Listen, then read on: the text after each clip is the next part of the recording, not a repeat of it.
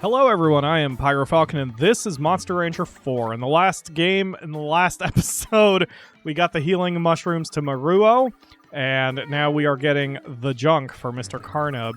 We are here at the end of this Kalaragi jungle. By the way, I also talked about what my dream game would be. If you didn't hear all of yesterday's episode, you totally should. I talked about the best game of all time that doesn't exist. What's up, Rio? This is the same as the stone in the cave. The Gaia stone. My old friend. Can you hear me? What? That same voice I heard back in the cave. Destroyed in battle, my soul fled into a stone. Even without corporeal form, I am here to help you. Just, who are you? I offer you support and guidance to help you keep the world from once again falling to the darkness. Close your eyes. Gaze upon the fate that must be prevented.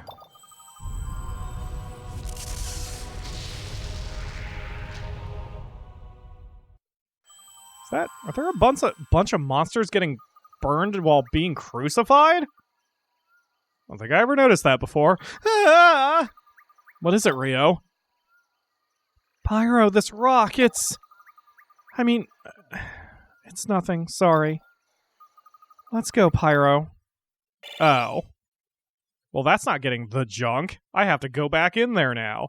Well, time to pull up the AMA questions again. Let's see. I did that one. Oh, there we go. That works. Alright, anyway. Fine. You get a rest. You don't. What's your thing? What's your whole thing? Everything. Oh yeah, work on balance. Get your life to 150. Ooh, boy. Okay. The others haven't... I swear I haven't seen any message that Macbeth or Ash Girl have hit adulthood. That's why I don't have them working on the training gadgets yet, but maybe I missed those statements. I hope not. Okay, Macbeth gets praised. Eva Marie barely missed getting yelled at. Good job, Macbeth.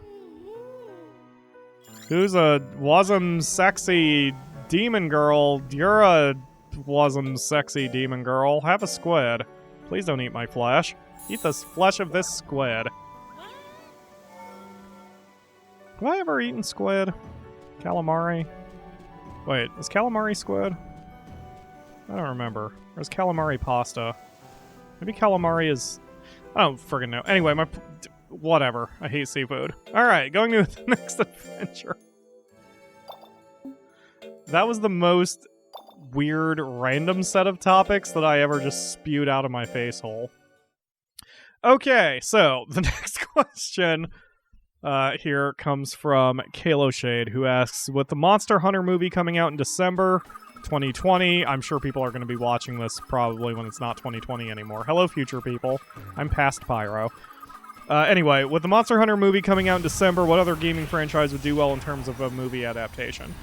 That one's hard because there's a lot that spring to mind that should work. I'm going to cop out of this a little bit and say that I think just about any game could work depending on the execution of that game. The new Sonic movie is pretty decent. Detective Pikachu is pretty solid. Like, those are good movies. I mean, they just are. I thought Sonic the Hedgehog would be ass, but especially after the Sonic redesign, it was pretty good, and I don't even really like Sonic the Hedgehog. Those were good movies. Not great. I mean, they're not going to earn any awards, and everyone's going to forget about them in 3 years, but, like, they were good movies, man. Detective Pikachu was pretty solid, but, like, that was also done right, because if they tried to just take the Pokemon universe and be like, okay, we're gonna do an entire retelling of Pokemon Red in anime form with Ash, like, that's gonna be a horrible movie at this point. And the kids who are growing up with Pokemon now would be all confused that there's only 151 Pokemon. So, you know, it is what it is. And there are plenty of other movies like that, where, like, the Mario cartoons were fun, and arguably you could get a hour-and-a-half Mario cartoon if you do it right, but the Super Mario Brothers movie was a pile of shit. Tomb Raider is the opposite. It was mediocre at best for the first couple, I think. And if I remember right, the last Tomb Raider movie was not that bad. It was regarded as not that bad, I think. I might be mixing it up with another franchise. Maybe Resident Evil? I think Resident Evil movies did pretty well, too. I think Metal Gear would make a decent movie if they really kept it narrowed and they really made sure the focus was on an easy-to-grasp storyline. Because the idea of a soldier having to fight a giant robot, you can easily pull that off. But as soon as you put the word nanomachine 700 times in a script, that's going to upset movie watchers. Another one, I keep going back to it because I'm playing the shit out of it, but Yakuza would make a good movie. That one did have a couple live adaptations, but nothing that was released in the West. Yakuza is a very universal theme, too, because it's a very simplistic story overall. It's the mafia man trying to not do mafia things, or at least not get caught up in the really bad mafia things. And he gets betrayed by mafia people who are willing to do the big mafia things. So, you know, I think any gaming premise would do okay. If there's one that I've played recently, maybe? I'm trying to think. Because I don't even think Final Fantasy would work. See, one of the biggest problems is that most of our games come from Japan. Most RPGs come from Japan. And RPGs, or Japanese storytelling, is very different from American storytelling. Japanese storytelling is much slower paced, it's much more methodical, it's more based on feelings than actions. There's little things like just the way characters react to situations that don't translate quite so well into a Western culture. Which I think is one reason why people accept Japanese dubbing, or I shouldn't even say Japanese dubbing, but like they accept Japanese language with English subtitles better than English dubbing, because it sounds really weird for an American actor with an American accent to see a situation and be like, oh, you know, whenever any surprise thing happens, because it's not an American thing. That's not how American storytelling is. Whereas in Japan, it makes sense. That's what the culture has always been. That's what the storytelling pacing has always been. So, the reason I bring that up is, if you take a game like Final Fantasy, you could take any of the Final Fantasies, any of the, I almost said 12, there's more than 12. How many? 15. You can take any of the 13 single-player Final Fantasies, and pull the premise out of it. I mean, shoot, Final Fantasy 1 and 2, where evil bad guy tries to destroy the world, so these 4 idiots have to go fix it. Like, that's Lord of the Rings, man. I mean, you don't have to do anything too fancy with those to still make the movie happen. What you need to do is not turn your movie into what the game was. Brothers: A Tale of Two Sons is a decent idea for a movie premise, but its big twist and its big mechanic can only be executed in video game form, which is fucking brilliant, by the way. Go watch that series of mine. So, you know, but I don't think it would work as a movie, because even if you have the premise, which is two sons trying to go get the healing MacGuffin to save their dad, like, it's fine as a premise, but I don't know if you'd be able to pull it off over an hour and a half. And especially if it wouldn't have the same emotional impact. So, yeah, I mean, it all depends. It all depends on who's doing it, who's acting in it, and so on. I think Ryan Reynolds could act in anything and it'll work. because he knows how to buy into a universe and its silliness, or its lack of silliness. He knows how to be a nerd. But if you put someone in like, say, Patrick Stewart, like, he's a good actor, but I don't know if he'd be willing to take something like frickin' Monster Rancher seriously if he was tapped to be Card, you know? I don't know. I'm trying to think of games I've played recently. Because at that point, it would be more about the universe than it would be the situation in game. Like, another good example would be Frostpunk. Because that game is it's an overhead RPG. It's an overhead city builder where there's basically all life on Earth is dead. There's been a great blizzard. The entire planet is full of... Wait, who am I working with here? Shit. I need to look at the lores again, because I don't remember... I don't need that one. I need to look at the lores again, because I don't remember what each lore does. I'm gonna have to get my chart out. Oh, so Frostpunk is an overhead city builder where you are trying to just make a city so your people don't die. The game would not work for that, for a movie, because it has nothing to do with it. But if you take a person who's living in that situation, you know, this family who's just trying to survive in this unrelenting cold, that'd be an interesting movie. It's just a survival movie.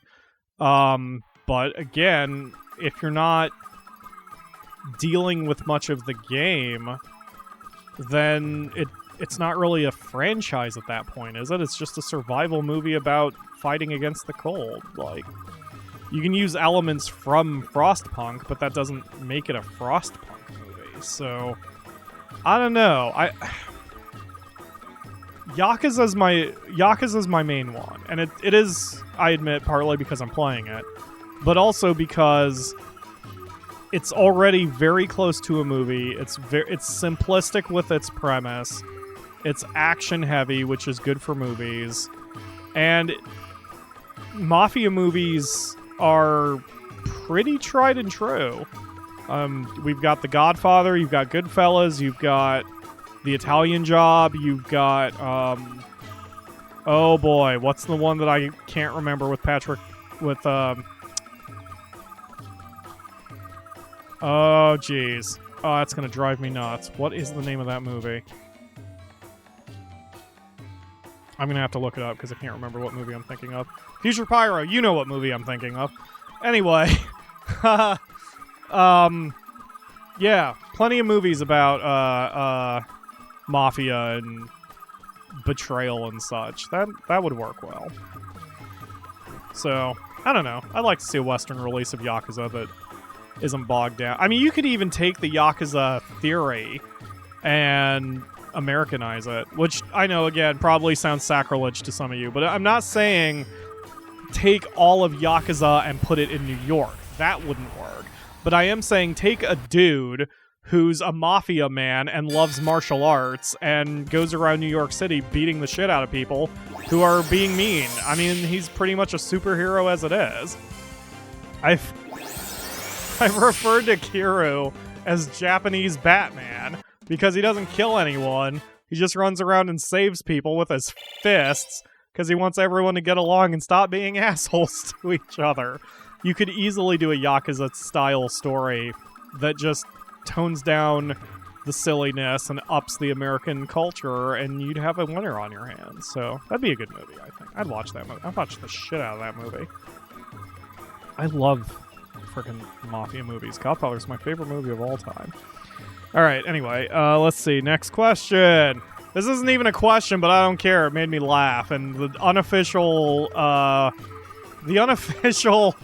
tagline of this channel is if it makes Pyro laugh, he'll probably do it. Or at least in this case, talk about it. Ryan Dunn says, I know this is off topic, but has anyone noticed the 2-pack Starburst things almost always have a pink one? Like, seriously, I opened almost 20 and all but one contained a pink Starburst. I actually have noticed that. I have noticed that 2-pack Starburst almost always has a pink one. For me, that's great, because pink is my favorite color/flavor of Starburst, because I like strawberries. Strawberries are my favorite, followed by lemon. And when the Akamura gets her Starburst, I think she always chucks the lemons at me, because she hates lemon. So that works for me. Yeah. Thumbs up. Next question. Oh shit, that one will take my research, so I'm gonna have to skip that one. This one comes from the Exploder. He says that it's a question from himself, Mark, and Ledge. I didn't see where Mark or Ledge asked it, but I'll go ahead and answer it anyway. What do I hate worse, Suezos or Mochis? That's an easy question. I know that's surprising, probably. I fucking despise Mochis. I will burn every single one of them alive. Suezos are gross, but the thing with Suezos is I just have a thing against eyeballs, okay? Eyeballs to me are extremely gross. I remember one time Lena, I think she was just trying to good-naturedly troll me, and Lena is Crowbeak, who is one of our mods, and one of my best friends, or I consider her one of my closest best friends. I'm not sure if she considers me quite that much, but anyway. She once, I think she was trying to good-naturedly troll me, and she sent me a picture of a woman with a broken iris, and that made me almost throw up immediately. I will not put a picture of it, but in a description, she had a blue eye, so her, she had the white of her eye, and then her blue iris, and then her pupil, because remember, your pupil is just a hole. Your pupil is not a physical thing, it is a hole in your eye. And her blue iris was broken, so you could see, like, her blue iris, and then it just stopped, and there was a chunk out of it, like someone took a chunk out of an angel food cake. It nearly made me throw up. It wasn't even gory. I just don't like eyeballs. So that's why I dislike Suezos. It's not because of what they can do, it's their physical limitations. That makes me sound like an asshole. But anyway, is this the finish? No, I thought this was the boss fight. So here's the thing. Even though I think Suezos are gross because I hate eyeballs, I recognize that they have use. And Suezos have some decent intelligence. Their accuracy is a little suspect. They have a weird variety of moves. I don't know if a power Suezo could be a thing, but they hit hard. They hit fairly accurately. Their accuracy isn't, or their life isn't too bad. Neither their life expectancy or their life points are too bad. They have use. I could even crossbreed a Suezo with a Pixie, and we would have a damn powerful offspring, whether it was a Pixie or a Suezo. They are not bad. Mochis fucking suck. There is no use to them. Generally, if I remember right, the only thing that Mochis are good for is they have the highest natural lifespan from a standard breed. Like Rakis, at least in Monster Rancher 2, can live for goddamn ever. But Mochis, compared to Tigers, Zooms, Suezos, Nagas, just anything, they live a long time. And they are very flexible in Monster Rancher 4 that you could arguably do okay with a power Mochi, an intelligence Mochi, a searching Mochi for these adventures, a tank Mochi. They won't be particularly good at any of those things, but they won't suck at any of those things either. But they're not all that good. They look stupid. Their bellies jiggle, and I have PTSD from seeing what a goddamn maid chi is. And the Akamura is happy to remind me what a maid chi is, because she, like Lena, like giving me low-key trolls. I hate maid chi, I hate Mochi, I want to burn them all alive, I want to shove them in a box, ship them to... shouldn't use that country's name. Ship them to Mars, and tell them to walk until they find water. That's what I want to do to Mochis. Mochis can die. So that's going to do it for today. I'll finish up my time here in the jungle, and we will hopefully find the junk and get back to tournaments soon. Thank you all very much for watching. I will see you again tomorrow for another episode.